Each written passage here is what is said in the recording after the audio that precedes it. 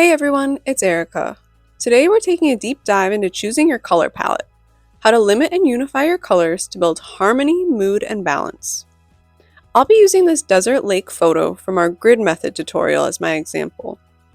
My gesso is tinted yellow, which neutralizes the background from a stark white, and it will influence how the rest of my colors interact. If you struggle with pulling colors from your reference photo, you can always start digitally. Sometimes I pull my photos up on Instagram and use the eyedropper tool to pull key colors directly from my photo. This helps me identify what's happening in the scene instead of what I think I see. It's especially helpful if you're trying to pair works together. In this photo, we can pull a charcoal gray, a muted blue from the water, a bit of yellowish green, and shades of brown and orange from the stone. I have a set of Nova Color acrylic paint with 9 colors to choose from. Using the swatches we just pulled, we can narrow down to 3 or 4 core colors that will define the entire piece.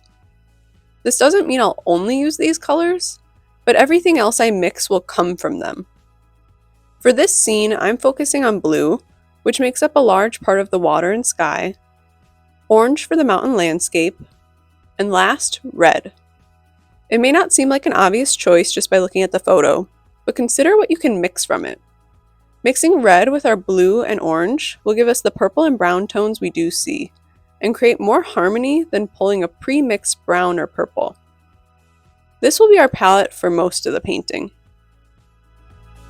But here's my favorite step: choosing a unifying color and mixing a little bit into each one of our main colors. This could be something subtle or even just a touch of your background tone. I'll mix just a hint of brown into each of these colors. It will create harmony and add warmth to our scheme. One more tip when it comes to white and black. White can make colors chalky or flatten your values, and black can kill vibrancy fast.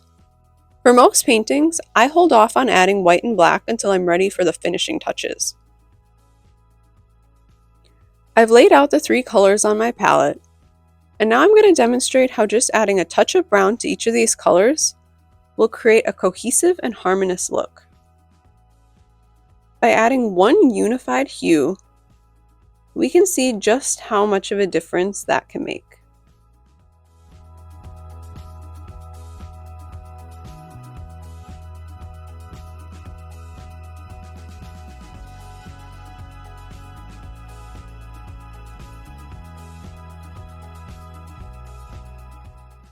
See the difference? The goal is to make the colors look like they belong together.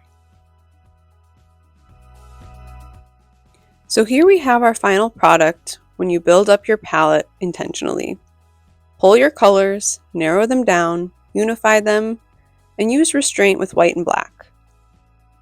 Check out my next video to see this desert landscape come to life from start to finish. And if you found this helpful, hit like and subscribe, and stay tuned for more painting tips.